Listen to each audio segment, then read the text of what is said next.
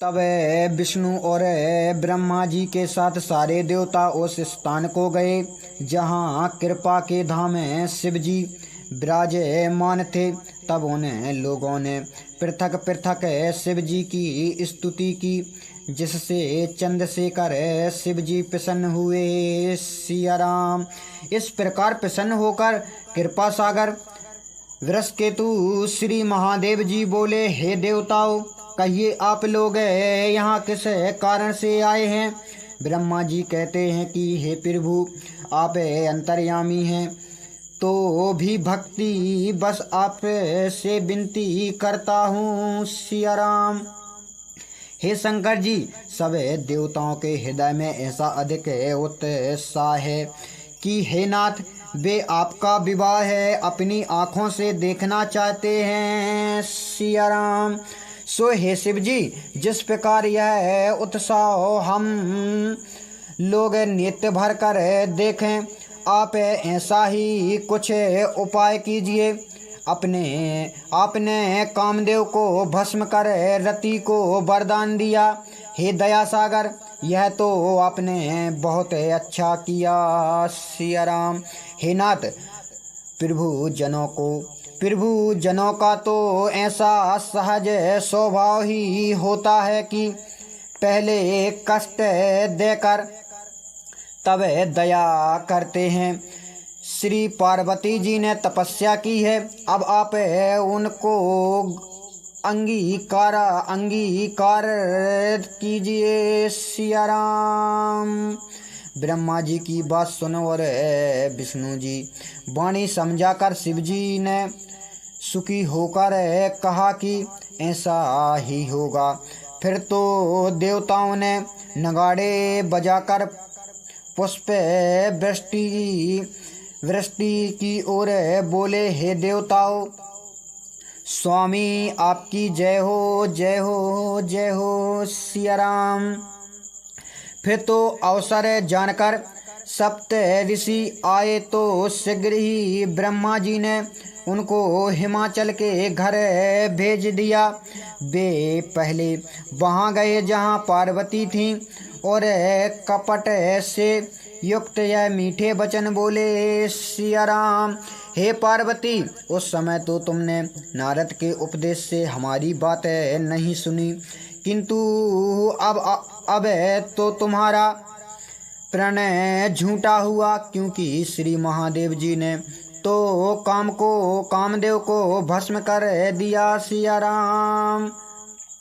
यह सुनकर पार्वती जी मुस्कुरा कर बोली, हे विज्ञानी मुनियों, आप उचित ही कहते हैं। आप के विचार में तो अब श्री महादेव जी ने कामदेव को भस्म कर दिया, परंतु अब तक तो वे बड़े विकारी थे। सिया राम। किंतु मेरे जन्म में तो शिव जी सर्वदा ही योगी, आजन्मा निंदा रहित, कामहीन और भोग रहित है।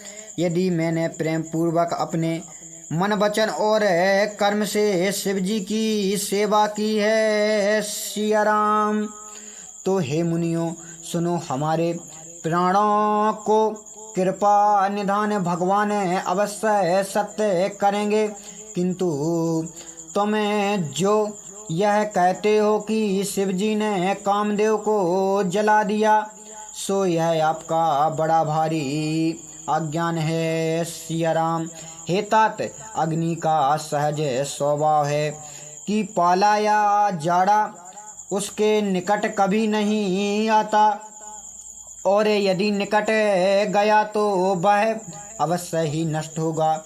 ऐसे ही कामदेव शिव जी के निकट गया, तब उसका नाश तो निश्चय ही था। सिया राम।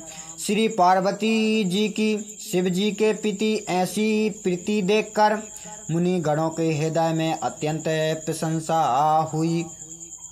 फिर तो वे पार्वती को दंडवत करके हिमाचल के पास गए। सिया राम। वहाँ जाकर हिमाचल को सब प्रसंग सुनाया तो कामदेव का जलना सुनकर मन में बहुत दुख पाया। फिर रति के वरदान की बात कही तो उसे सुनकर हिमाचल ने परम सुख माना। सिया राम। इस प्रकार शंकर जी की प्रभुता को अपने हृदय में विचार कर हिमाचल ने आदर पूर्वक मुनियों को बुला लिया। फिर अच्छा दिन देख सुंदर वेद विधि से शीघ्र लग्न धरा दिया। सिया राम। और चिट्ठी लिखाकर सब सप्त ऋषियों को देकर हिमाचल ने चरण छूकर विनती की। उस चिट्ठी को सप्त ऋषियों ने ब्रह्मा जी को दिया, जिसे पहुँचने पर प्रीति हृदय में ना समाई। सिया राम। तब लग्न बांधकर ब्रह्मा जी ने सबको सुना दिया। उसे सुनकर मुनि और देवताओं के समुदाय को प्रसन्नता हुई। फिर तो देवताओं ने बाजे बजाकर आकाश से पुष्पों की वर्षा की और दसों दिशाओं में मंगल के कलश सजा दिए। सिया राम। सब देवताओं ने अपने अपने वाहनों को अनेक भांति से सजा दिया। उस समय अत्यंत सुंदर मंगल के शकुन हुए। अप्सराएं गीत गाने लगी। सिया राम। उधर शिव जी के गण उनका श्रृंगार करने लगे। जटा का मुकुट और सर्पों की मोर बनाया और कानों में सर्प के कुंडल, शरीर पर विभूति और हाथों में सर्प के कंकड़ और शरीर पर वस्त्र के स्थानों में सिंह की खाल पहनाई। सिया राम। फिर तो ललाट पर चंद्रमा और सुंदर मस्तक पर गंगा शोभ्यमान हुई और त्रिनेत्र को सर्पों का जनेऊ धारण कराया गया। कंठ में कालकूट विष और हृदय पर नरमुंडों की माला धारण किए। भयंकर रूप परंतु कल्याण के धाम कृपा करने वाले हैं। सिया राम। जिनके हृदय में त्रिशूल और डमरू विराजमान है। बेल पर सवार होकर चले। बाजे बजने लगे। शिव जी को देखकर देवताओं की स्त्रियां मुस्काने लगीं कि संसार में बड़े योग्य दुल्हन नहीं। सिया राम। ब्रह्मा विष्णु आदि के देवता अपने अपने विमानों में बैठकर रात में चले। इस प्रकार देवताओं का समाज तो सब प्रकार से अनुपम था, किंतु बारात योग्य दूल्हा नहीं था। सिया राम। तब विष्णु जी ने दिग्पालकों को बुला हंसकर ऐसा कहा कि सब लोग अपने अपने समाज सहित अलग अलग होकर चलिए। सिया राम। वर के योग्य बारात नहीं है। हे भाइयों, पराये नगर में जाकर क्या हंसी करवाएंगे। विष्णु जी के यह वचन सुनकर सब देवता मुस्कुराए और अपनी अपनी सेना के सहित अलग अलग हो गए। सिया राम। श्री महादेव जी ने मन ही मन में मुस्कुराए और कहे कि विष्णु जी के व्यंग अर्थात हंसी के वचन नहीं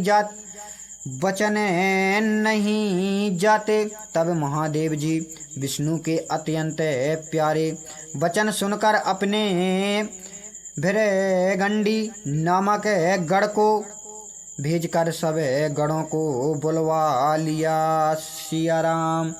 श्री महादेव जी की आज्ञा पाते ही सब गढ़ अनेक पास चले आए और उन्होंने प्रभु के चरणों में सिर नवाया। उन्हें देखकर श्री महादेव जी हंसने लगे, क्योंकि उनमें अनेक प्रकार के वाहन और भेष वाले थे। सिया राम। किसी का तो मुख ही नहीं था, किसी का बड़ा विशाल मुख था। कोई बिना पैर का और किसी के अनेक हाथ पांव थे। किसी के बहुत नेत्र हैं, किसी के नेत्र नहीं। कोई स्वस्थ है और कोई शरीर अति दुर्लभ पतला है। सिया राम।